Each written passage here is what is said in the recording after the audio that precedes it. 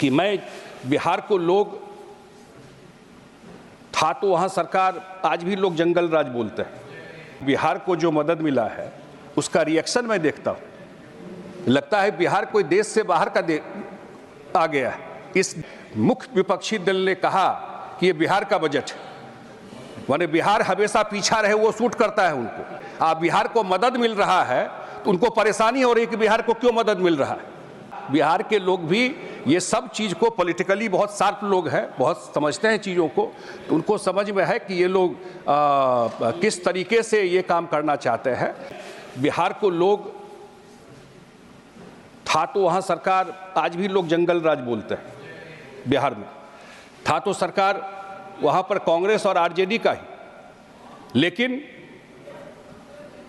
पूरा देश मान लिया था कि इस बिहार का कुछ नहीं होने वाला है, और वो भी बिहार बदला। कानून व्यवस्था, रोड, सड़क, बिजली, कोई बिहार जाके देखे। पिछले बजट में खास करके जो टूरिज्म के लिए दिया गया, गया में, बोध गया में, राजगीर में, ये जो एक बड़ा जहाँ बुद्धिज्म, जैनिज्म, सारा रिलीजन का एक सेंटर रहा वहाँ पर, और वहाँ पर जो उसको पर्यटन में हमारे मंत्री जी बैठे हुए हैं, पर्यटन में उनको विशेष अटेंशन दे करके उस एरिया को जोड़ने के लिए पिछले बजट में दिया गया है। तो वो एक बड़ा एम्प्लॉयमेंट जनरेशन का भी वहाँ पर काम करेगा, जो बिहार को उस हिसाब से जो फोकस किया गया है। एक जो मुझे लगता है कि मैंने बताया कि ये सब देखने के बाद जब हम लोग दिल्ली में घूमते हैं, दिल्ली के कॉलोनियों में घूमते हैं, जाकर के स्थिति देखते हैं, उसको अपने गांव से कंपेयर करते हैं कि हम लोगों के यूपी बिहार में जो गांव है उससे कंपेयर करते हैं, तो लगता है कि उससे 100 गुना। ठीक है, मजदूरी के लिए, काम के लिए लोग को उतना अपॉर्चुनिटी नहीं है, दिल्ली में आना पड़ता है, लेकिन हम लोगों को लगता है कि दिल्ली में जो कॉलोनियों की स्थिति है वो बद से बदतर स्थिति में लोग वहाँ पर रहते हैं, और मैक्सिमम लोग पूर्वांचल के लोग यहाँ पर रहते हैं। मुझे ज़रूर उम्मीद है कि आने वाले समय में परिस्थिति वहाँ भी बदलेगी। मैं जो भारत सरकार के द्वारा, जो आदरणीय प्रधानमंत्री जी के द्वारा, जो वित्त मंत्री जी के द्वारा, जो खास करके जो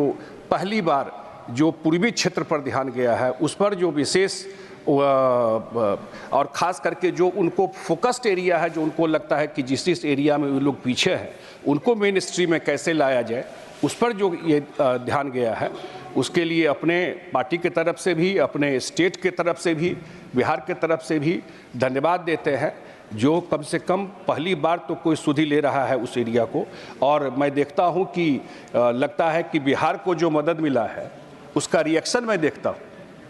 लगता है बिहार कोई देश से बाहर का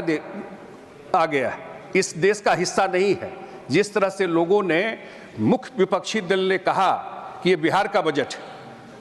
माने बिहार हमेशा पीछा रहे वो सूट करता है उनको। जब मौका मिला तो कुछ किया नहीं बिहार के लिए। आप बिहार को मदद मिल रहा है तो उनको परेशानी हो रही है कि बिहार को क्यों मदद मिल रहा है, क्यों मोदी जी बिहार को मदद कर रहा है,